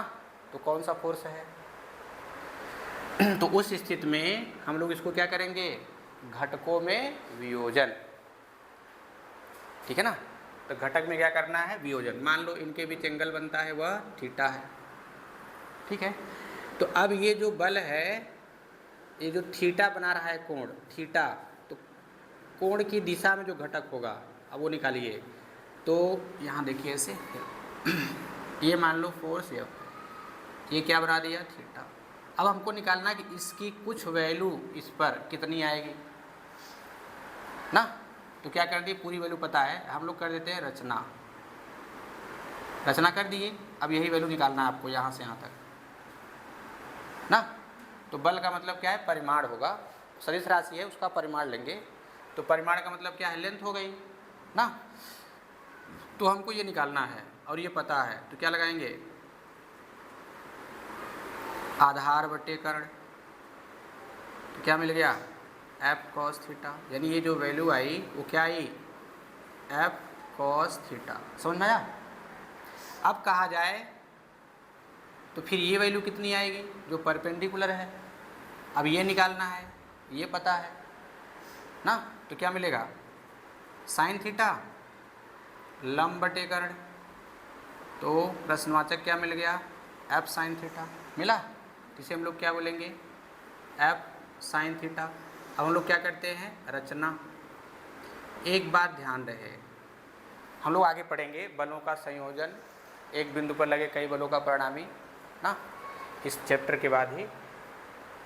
तो जब कभी कोई बल क्षैतिज से कोण बनाते हुए लगा हुआ हो, क्षैतिज से कोण बनाते हुए लगा हुआ हो, वहाँ पर हमको अगर वियोजन निकालना है तो हम लोग क्या करेंगे, एक समांतर चतुर्भुज की रचना करेंगे ना। आयत भी क्या होता है, एक समांतर चतुर्भुज होता है ना। यानी समांतर चतुर्भुज में हम लोग स्पेशल कंडीशन लगा दें एंगल को लेकर के, तो वह कन्वर्ट हो जाएगा आयत में। फिर आयत में हम लोग स्पेशल कंडीशन लगा दें, वो कन्वर्ट हो जाता है वर्ग में, है ना। और वर्ग में भी थोड़ा कंडीशन लगा देंगे, या फिर इसे कहिए समचतुर्भुज में थोड़ा कंडीशन लगा देंगे, वर्ग कन्वर्ट हो जाता है कि नहीं। समचतुर्भुज क्या होता है, तिरछा होता है, तिरछा ना। अब उसको क्या करिए, एंगल को 90 बना दीजिए तो वह समचतुर्भुज वर्ग में कन्वर्ट हो जाता है ना। तो अब ये देखिए, तो ये और ये बराबर होंगे, इधर वाला क्या हो जाएगा फिर, एफ साइन थीटा। अभी देखो किधर है, ये क्षैतिज में है, क्षैतिज में। तो इस बल का दो भागों में वियोजन हो गया, एक एफ कॉस थीटा जिधर साइड में एंगल बना रहा है उधर कॉस थीटा, और इस पर जो लंब है ये ऐसे, ये क्या बन गया, एफ साइन थीटा। तो इस बल एफ के दो घटक हो गए, एक एफ कॉस थीटा और एक एफ साइन थीटा। तो वैसे इसका जो घटक होगा वो इधर होगा ना। अब जैसे हम लोग पाटा पे अगर रस्सी बांधे अपनी ओर खींच रहे हैं, देखो हम बल अपनी लगा रहे हैं, लेकिन पाटा किधर आ रहा है, समतल में। हम लोग ऐसे खींच रहे हैं रस्सी में से बांध करके बल लगा करके, लेकिन पाटा समतल में ऐसे पकड़ते हुए आ रहा है, यानी पृथ्वी के समांतर। तो जब हम लोग इसको ऐसे बल लगा खींचेंगे, इसका मतलब उस पाटे को कोई ला रहा है बल, कोई बल ला रहा है ना। तो जो बल हम लोग यहाँ लगा रहे हैं उसका कुछ बल टूट करके उस बल को क्षैतिज में ला रहा है, ठीक है ना। अगर बल उस पर काम ना करता क्षैतिज वाला तो इधर नहीं आता, ऐसे इकट्ठा करते मुंह पे आ जाता सीधा, है कि नहीं। जैसे झूलना झूलने लगी है ना, अचानक वैसे मुंह पे आ जाता है, वही हाल है। अगर बल अगर लगाते ऐसे खींचते और इधर आता तो हम लोग सीधा मुंह पर आता, तो पाटा नीचे नहीं जाता ना। तो पाटा नीचे जाने के लिए क्या करना, लेट करके खींचना पड़ता है कि नहीं। इसका मतलब अगर क्षैतिज में कोई बल आ रहा है, जो तिरछा बल लगा हुआ है उस बल का कुछ भाग जो क्षैतिज में जाता है वही उस पाटे को क्या करता है, पृथ्वी के समांतर खींचता है ना। तो अब यहाँ पर रखे पिंड को जिस पर यह बल लगा था का भाग का कुछ भाग एफ कॉस थीटा इस पिंड को यहाँ से इधर ले जाएगा। तो कार्य का परिभाषा क्या था, बल गुणे बल की दिशा में विस्थापन ना। तो विस्थापन उधर होता है जिधर बल लगता है। तो बल किधर लग रहा है, इधर, तो विस्थापन किधर हो रहा है, इधर। अब अगर मान लीजिए कि इसने डी दूरी तक विस्थापित किया ना, तो कार्य बराबर क्या होगा, बल गुणे विस्थापन। तो बल कितना है, एफ कॉस थीटा, और विस्थापन कितना है, डी। तो क्या मिल गया, एफ डी कॉस थीटा। किसी पिंड पर बल लगाकर पिंड को बल की दिशा में विस्थापन, एक तो ऐसे कर सकते हैं ना। दूसरा क्या है, दूसरा तरीका क्या है, बल गुणे बल की दिशा में विस्थापन। दूसरा तरीका क्या है, इस डायग्राम को हम लोग ऐसे बना सकते हैं, ये हो गया फोर्स और ये क्या हो गया, डिस्प्लेसमेंट। कितना एंगल बनाता है, थीटा ना। एरो हम लोग ऐसे माने, जैसे मान लो पाटा वैसे रस्सी बांधे, रस्सी नीचे गिर गई, जब उठाते हैं तो ऐसे आता है, इसका मतलब एंगल ऐसे बनेगा, बनेगा कि नहीं। तो ऐसे बन गया। अब जैसे हम लोग बल का वियोजन किए, विस्थापन का वियोजन कर दें, विस्थापन का, तो क्या करेंगे, परपेंडिकुलर ऐसे खींचिएगा। अब इधर ये वैल्यू निकालना है, तो आधार बटे कर्ण, आधार बटे कर्ण, आधार बटे कर्ण, ये कॉस थीटा। तो प्रश्नवाचक क्या आ जाएगा, डी कॉस थीटा ना। तो इस विस्थापन की दिशा में बल क्या लगा है, ये, यानी इधर जो विस्थापन होगा डिस्प्लेसमेंट का वो हो जाएगा कॉस थीटा। तो हम लोग बल का वियोजन कर सकते हैं, विस्थापन का नहीं करेंगे ना। और लेकिन अगर यहाँ देखें तो यहाँ इसका भी कर सकते हैं, इसका भी कर सकते हैं। तो अब यहाँ से क्या बनाएंगे, अब यहाँ से क्या बना सकते हैं, कार्य बराबर बल गुणे बल की दिशा में विस्थापन कितना हुआ, डी कॉस थीटा। तो क्या बन गया, एफ डी कॉस थीटा, ठीक है। तो अब अगर हम लोग इसको वेक्टर बना दें, ये तो ये हो गया एफ वेक्टर, ये हो गया डी वेक्टर ना। तो बताओ ये इस प्रकार का जो बनता है इसे हम लोग ऐसे बना सकते हैं कि नहीं, इसको ऐसे बना सकते हैं ना। किस प्रकार की परिभाषा में आता है, अदिश गुणन ना, ठीक है।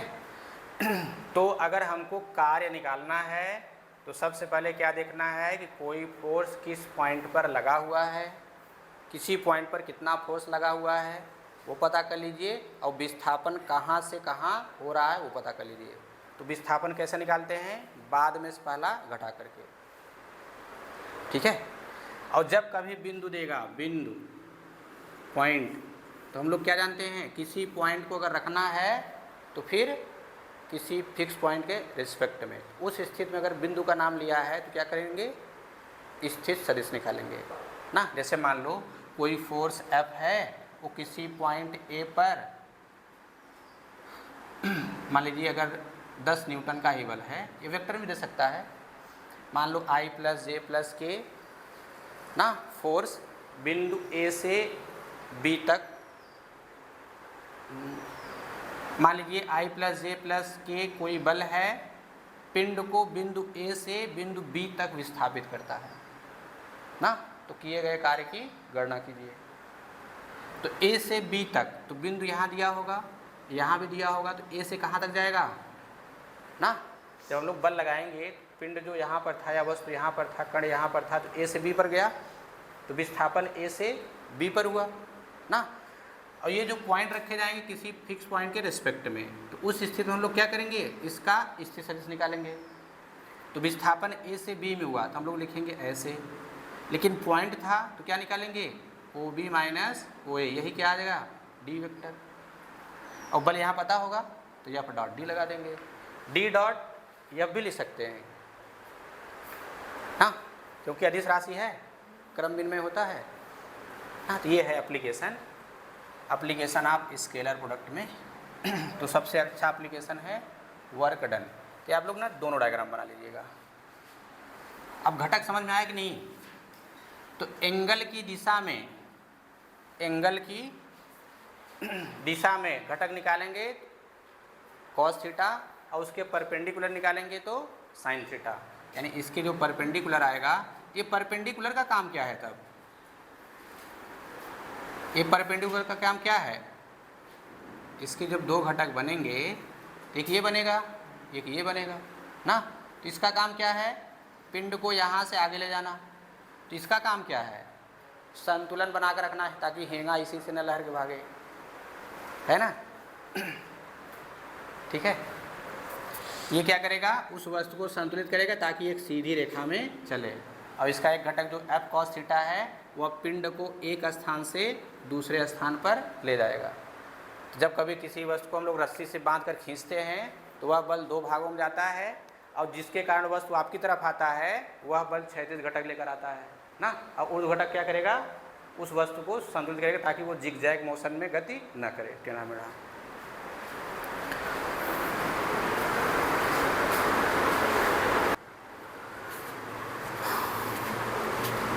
तो हम लोग इसमें ये यूज करेंगे question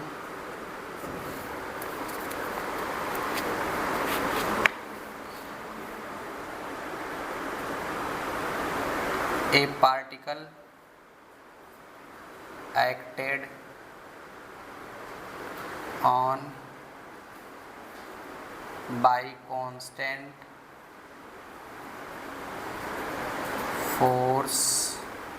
forces 4I + J - 3K cap and 3I + J - K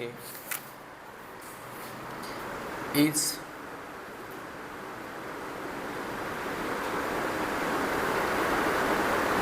displaced from the point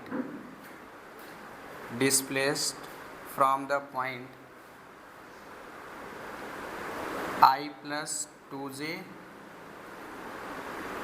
+ 3K cap to the point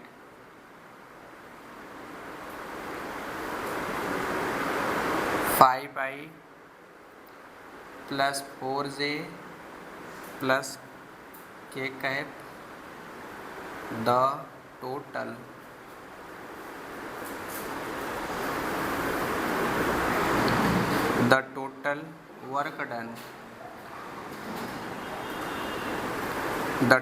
work done by the forces is option A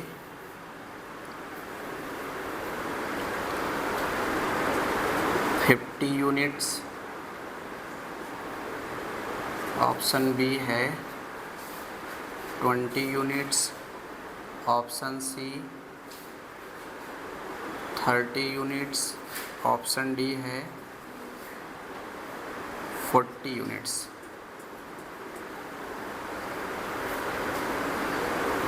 मिटा दें। तो कार्य का परिभाषा क्या था? किसी पिंड पर बल लगाकर पिंड को बल की दिशा में विस्थापित करना। बल लगाकर पिंड को बल की दिशा में विस्थापित, बल जिधर लगा उधर ही विस्थापन निकालना। इसका मतलब हम लोग डी का क्या करेंगे, घटक निकालेंगे किधर, बल की दिशा में। तो क्या मिला था, डी कॉस थीटा। तो बल गुणे विस्थापन कितना, डी कॉस थीटा। तो मिल जाएगा क्या, एफ डी कॉस थीटा। किस प्रकार के डिफिनेशन में आता है ऐसा फार्मूला, स्केलर डॉट प्रोडक्ट में। एफ कैसा है, वेक्टर क्वांटिटी, डी कैसा है, वेक्टर क्वांटिटी, क्या लगा देंगे, डॉट प्रोडक्ट। तो एफ डॉट डी बन जाएगा। तो अब यहाँ से क्वेश्चन है, ए particle acted on by constant force 4i plus J minus 3k और 3i plus J minus k cap is displaced from, यानी दो फोर्सेस हैं, अचर बल, अचर बल या अचर बलों इतने इतने कहाँ पर एक्टेड हैं, एक कण पर, जिसको from the point i plus 2j plus 3k to the point ये, यानी यहाँ से यहाँ डिस्प्लेस करता है। तो कह रहा है the total work done by the forces, यानी उन बलों के द्वारा ना किया गया कुल कार्य क्या है। जैसे मान लो 100 किलो का बोरा है, भरा हुआ है सामान, अब अकेले तो ले नहीं जा सकते, तो क्या करेंगे, दो तीन लोग लगेंगे। मान लो कोई 50 न्यूटन का बल लगा रहा है, कोई 40 न्यूटन का, कोई 30 न्यूटन का, उठा करके क्या किए, इस घर से उठा ले जाके भूसौले में रख दिए, है ना। तो बाहर से कहाँ ले जा गए, अंदर, तो कितना दूर तक ले गए, है ना। तो वही है। तो परिभाषा क्या लगाएंगे, कहाँ से कहाँ विस्थापित किया गया। तो मान लो कण यहाँ था ना, अब इस पर क्या किया, फोर्स लगा दिए गए, डबल फोर्स, और उसको विस्थापित कर दिया गया, मान लो ए से कहाँ, बी पर, ये यहाँ से यहाँ ना। तो फोर्स एक ही जगह लगेंगे ना, मान लो ऐसे डबल फोर्स लग गए इस तरीके से, ठीक है। तो एक फोर्स ये हो गया, एक फोर्स एक, दोनों फोर्स एक ही पॉइंट पर लगे हैं। तो दोनों फोर्स क्या होंगे, जुड़ेंगे या घटेंगे, हाँ जुड़ जाएंगे ना। जैसे 3 लोग मिलकर उठा करके बोरा ले गए घर में, तो बोलेंगे 3 लोगों का ताकत मिलकर गया, है ना। तो क्या करना है, जोड़ देना है। उस बोरे को पॉइंट समझ लो, है ना, पार्टिकल समझ लीजिए। तो F1 लिखें, तो फोर्स F1 वेक्टर लगाना है, तो क्या लिखना होगा, कुल मिला करके जिस पॉइंट पर जितने भी फोर्स लगे हुए हों सबको क्या कर देना है, जोड़ देना है। देखो यहाँ क्या लिखा है, the total work done by the forces, बलों द्वारा कुल किया गया कार्य बताइए ना। तो F2 कितना दिया है, ये 3i प्लस जे माइनस के। तो डिस्प्लेसमेंट क्या होगा, ये पॉइंट तो ऐसे रखे नहीं जाएंगे ना, तो कैसे निकालेंगे, किसी फिक्स पॉइंट के रिस्पेक्ट में। तो क्या हो जाएगा, ये OB माइनस OA। देखो यहाँ क्या लिखा है, पॉइंट, बिंदु, अगर कोई बिंदु है तो किसी फिक्स पॉइंट के रिस्पेक्ट में होंगे ना। जैसे मान लो अगर किसी भूसौले में रखना है तो क्या कहेंगे कि दुआरे से इसे, गेट से आकर के इतनी दूरी जाना है, तो अब क्या बताएंगे, बाहर से अंदर ले जाना है। तो बाहर क्या हो गया, वो हो गया, अंदर ले जाएंगे पॉइंट ए पॉइंट बी हो गए। तो किसी के रिस्पेक्ट में हम कोई चीज़ रखते हैं ना, अब ले जाकर ऐसे कूड़ा नहीं फेंक देंगे, अब बोलेंगे सारा कूड़ा कचरा कहाँ फेंकना है, टाँड़ पे ना। तो अभी क्या हो गया, ए, ये हो गया बी, तो क्या निकालेंगे, OB माइनस OA, क्योंकि ए से बी पे ले जा रहे हैं। अच्छा लिखो, इसको ऐसे लिख दो, अब सही है, ए से बी की तरफ। तो क्या लिखेंगे, OB माइनस OA, क्योंकि ए से बी पे ले जाया गया। तो डिस्प्लेसमेंट क्या होगा, बाद में इस वाला घटाएंगे। तो OB कितना है ना, और फिर तो घटा दें डायरेक्ट, चलेगा। तो 5 में से 1 घटेगा, 4, और फिर 4 में से 2 घटाएंगे, 2 हो गया, 1 में से 3 घटाएंगे।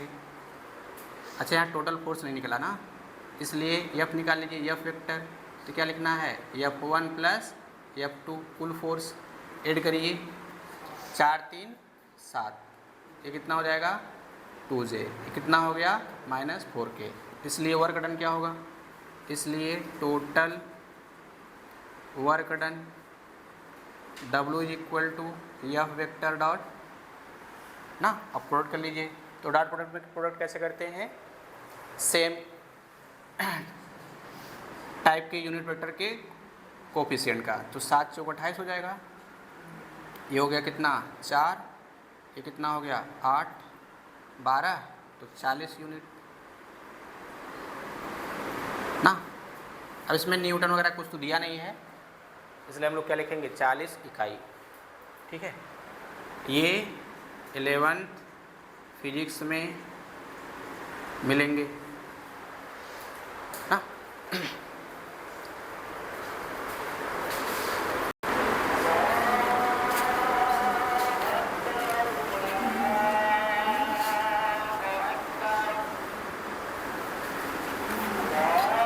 तो जब कभी कई फोर्स एक ही कण पर, एक ही पॉइंट पर या एक ही ऑब्जेक्ट पर लगे हुए होंगे, उन सभी बलों क्या कर देना है, जोड़ लेना है।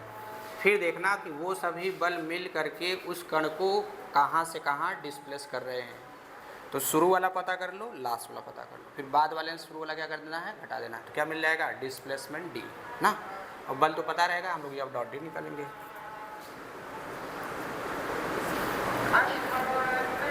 फोर्सेस ऑफ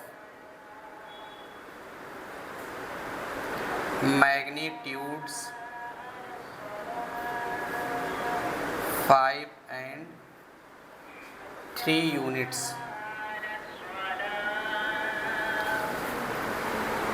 यानी 5-3 इकाई वाले परिमाण के बल acting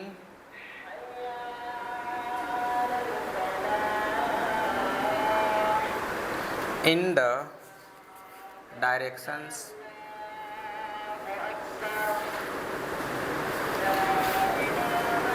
six I cap, 2J cap, 3K cap and 3I minus 2J plus 6K cap respectively act on A particle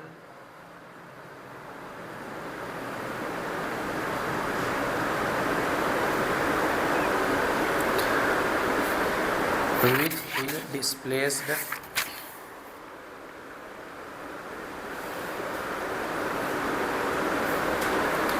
from the point 2 2 minus 1 2 4 3 1. The work done by the forces, the work done by the forces is, option A है 148 units, option B 148/7 units, 296 units,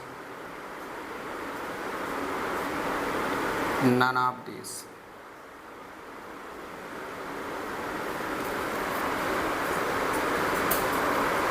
ना अब question उससे थोड़ा अलग है, लेकिन थोड़ा सा अलग है, बाकी वर्किंग रूल वही है। आपको लास्ट में क्या लगाना है ना, जैसे कहा गया कि अगर एक पार्टिकल है उस पर ढेर सारे फोर्स लगे हुए हैं और कहा जाए कि A से B तक विस्थापित करते हैं, तो अगर पहला फोर्स A से B तक ले जाएगा तो दूसरा फोर्स A से D तक नहीं ले जाएगा ना, नहीं फिर वो जो बोरा है ना वो भूसौली वाले घर में जाएगा नहीं ना, फिर अगला वाला पकड़ेगा तो अब देखने चला जाएगा ठीक है। तो कुल मिलाकर जितने भी फोर्स इस पर लगे हुए होंगे सब के सब इकट्ठा पकड़ के ले जाएंगे। तो डिस्प्लेसमेंट जो पहला अगर ए से बी पर ले जा रहा है तो दूसरा भी ए से बी को माना जाएगा कि ले गया, तीसरा भी वहीं पर। तो क्या करना है, सारे फोर्सेस कलेक्ट कर लेना है, जोड़ लेना है, और फिर डिस्प्लेसमेंट देखना, ए से बी पर ले गया तो क्या करना है, बी में से ए घटा देना है, स्थित सदिश है ना। चलो तो इस क्वेश्चन में क्या बोला है, forces of magnitude 5 and 3 units. और ध्यान दें ये क्या है, वेक्टर, वेक्टर ये भी क्या है, एक वेक्टर है, लेकिन क्वेश्चन में क्या करा है, forces of magnitude 5 and 3 units acting in the direction, ये इस डायरेक्शन में कार्य कर रहे हैं, डायरेक्शन में कार्य कर रहे हैं। ये नहीं कहा कि इस फोर्स का वेक्टर ये है, इसके पहले वाले में वेक्टर दिया हुआ था, जो फोर्स था वेक्टर के फॉर्म में था, लेकिन अब क्या है, फोर्स में केवल और केवल मैग्नीट्यूड है। Respectively act on A particle, forces of magnitude 5, 3 units, यानी वो फोर्स जिसका मैग्नीट्यूड 5, 3 है इस डायरेक्शन और इस डायरेक्शन में क्रमशः लगे हुए हैं। और किस पर, पार्टिकल पर। विच इज डिस्प्लेस्ड, जो कि स्थानांतरित करता है, from the point this to this, यानी उस कण को बिंदु यहाँ से यहाँ तक विस्थापित करता है। अब बिंदु पता है, वेक्टर हो ही जाएगा, 2i + 2j - j, 4i + 3j + k। तो बाद में क्या करेंगे, पहला घटा लेंगे, 4 में से 2 घटाएंगे, 3 में से 2 घटाएंगे, 1 में से -1 घटाएंगे, हमको डिस्प्लेसमेंट वेक्टर मिल जाएगा, है ना। लेकिन यहाँ पर इसने जो बोला है कि जो फोर्स है ना, जो फोर्स किसी पार्टिकल पर लग रहा है उस वह कितने का है, 5 यूनिट का है, लेकिन किस डायरेक्शन में लग रहा है वो ये वेक्टर है। तो अगर कोई वेक्टर किसी कुछ यूनिट का दिया हुआ है और किसी वेक्टर के डायरेक्शन में लग रहा हो तो क्या करेंगे, उस वेक्टर का यूनिट वेक्टर निकालेंगे और इस मैग्नीट्यूड का गुणा कर देंगे, तो हमको वो वेक्टर पता चल जाएगा। यही था ना कि अगर हमको वेक्टर निकालना है तो फिर क्या पता होना चाहिए, इस वेक्टर का परिमाण, और जिस डायरेक्शन में निकालना है उस डायरेक्शन का यूनिट वेक्टर पता हो, गुणा कर दो, वेक्टर पता चल जाएगा ना। चलिए अब इसको डायग्राम से देखिए, तो ये हो गया A, ये हो गया B। तो A से B पर इसने क्या किया, डिस्प्लेस्ड कर दिया, 2, 2 - 1 से 4, 3, 1 को, किसको, कोई पार्टिकल है ना। अब जो फोर्स लगा इस पर, ये ऐसे, अब कितने यूनिट का है, 5 यूनिट का, यूनिट पता है बस ना। अब किस डायरेक्शन में जा रहा है, इस डायरेक्शन में, और इस डायरेक्शन का नाम उसने क्या दिया, उस डायरेक्शन का नाम दिया 6i + 2j + 3k कैप ना। अब ये फोर्स है जिसका मैग्नीट्यूड 5 है, ये जो फोर्स है मैग्नीट्यूड 5 है, लेकिन वो वेक्टर के फॉर्म में कितना ये नहीं पता है, लेकिन उस वेक्टर का परिमाण पता है। जिस फोर्स का परिमाण 5 है वो ये है, लेकिन वेक्टर नहीं पता है, डायरेक्शन पता है।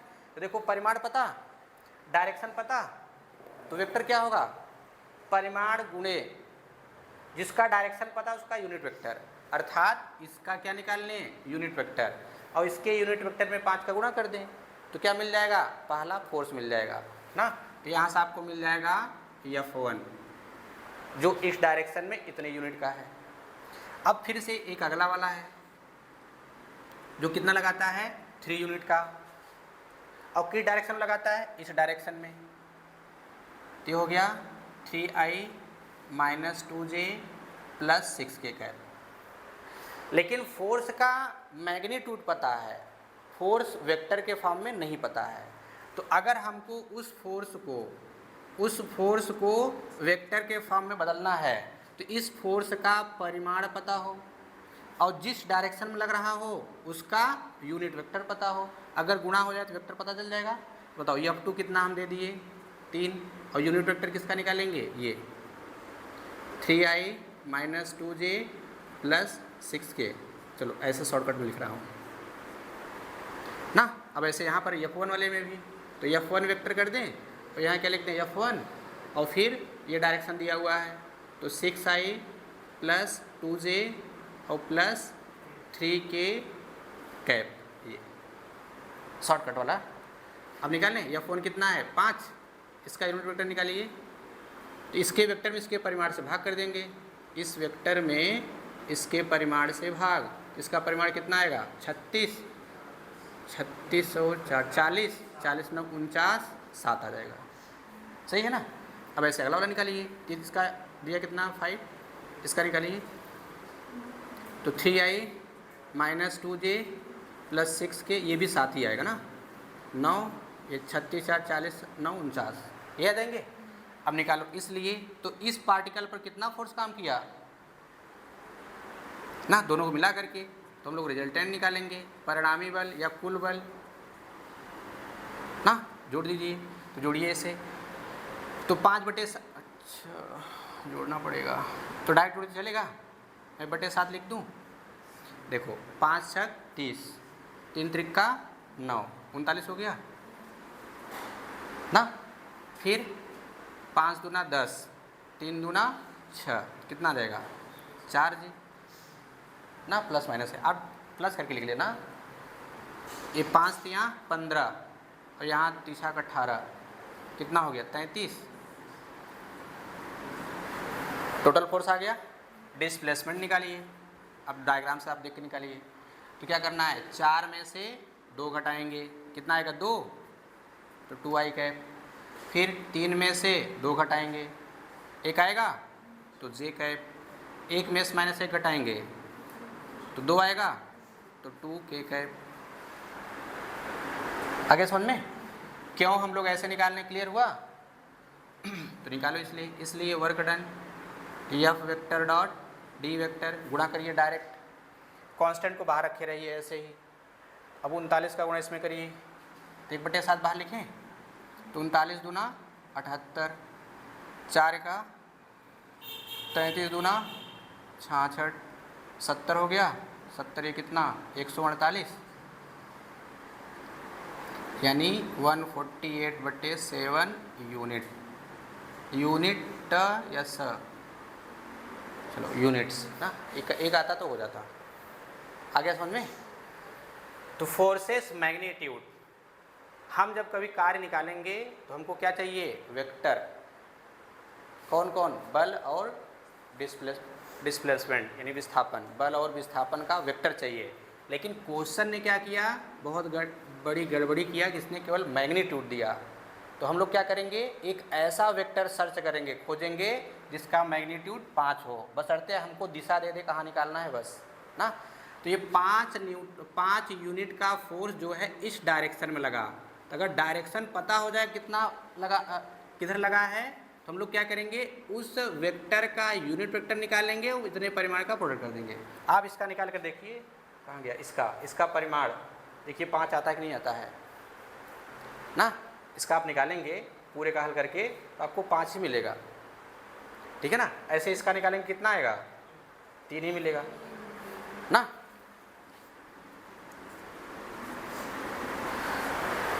अब कोई दिक्कत है, तो एक ही पार्टिकल पर ढेर सारे फोर्स लगेंगे तो सबको क्या करना है, ऐड कर देना है।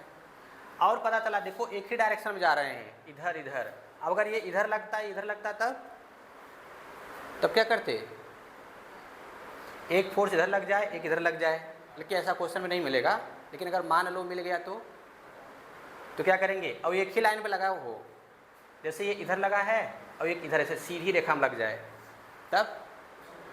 तब क्या करेंगे, घटाएंगे, तो जो परिणामी आएगा वो किधर जाएगा, जिधर ज़्यादा रहेगा, है ना। जैसे रस्सा कसी होता है, खींचता किधर है, जबकि दोनों साइड में बल लगता है, तो एक तरफ 50 लगाए, एक तरफ 15 लगाए, तो खींचेगा किधर, 50 की तरफ, है ना।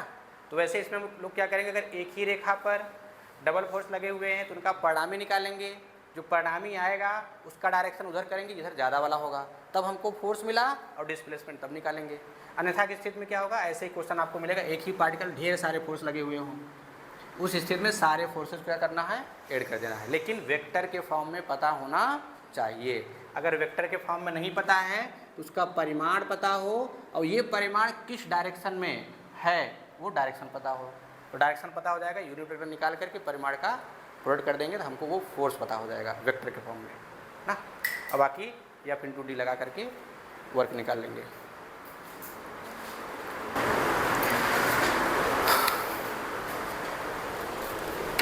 तो अब आपका ये scalar product of two vector ना फिनिश हो गया। अब इसमें हम लोगों ने क्या क्या पढ़ा कि स्केलर प्रोडक्ट होता क्या है, फिर उसकी प्रॉपर्टियाँ, फिर उसका ज्योमेट्रिकल मीनिंग ना,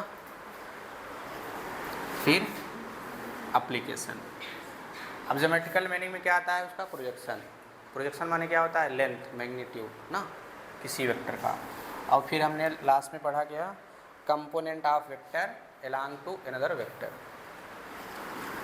अब हम लोग स्टार्ट करेंगे नेक्स्ट टॉपिक, वेक्टर प्रोडक्ट। फिर वही चीज़ पढ़ना है इसमें भी। वेक्टर प्रोडक्ट में डिफिनेशन उसका क्या है, उसकी प्रॉपर्टी क्या है, ज्योमेट्रिकल मीनिंग क्या है, फिर उसका एप्लीकेशन ना। एप्लीकेशन हम लोग पढ़ते हैं क्या, बल आघूर्ण। और यहाँ से पीजीटी वगैरह में पूछता भी है, एक क्वेश्चन हमेशा पूछता है।